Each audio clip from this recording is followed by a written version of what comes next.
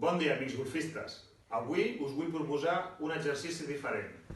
Ens hem lligat una goma a la pota de la taula de casa, cosa que ens hem d'utilitzar l'enginy, per poder aconseguir major força i control dels braços i poder treballar en el moment de l'impacte com ha de moure's el pal en la línia de l'objectiu.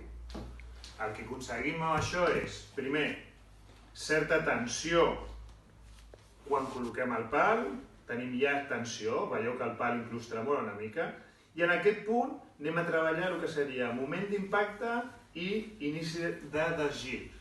Estaríem aquí i treballaríem això. Com veieu, els meus braços tenen que treballar, però també m'he d'ajudar a les cames, part molt important per ajudar al desgir. Estarem en aquest punt, veieu, aquí, aquí, aquí. Com veieu, no em dona l'opció de treure les mans enfora, de quedar-me per darrere de l'impacte i realitzar un error. Aquest exercici m'està obligant a desgirar les caderes correctament cap a l'objectiu i treure mans i braços cap a l'objectiu. Crec que aquest exercici, a part de donar-vos força, us pot ajudar molt a tenir control del pal i del cos.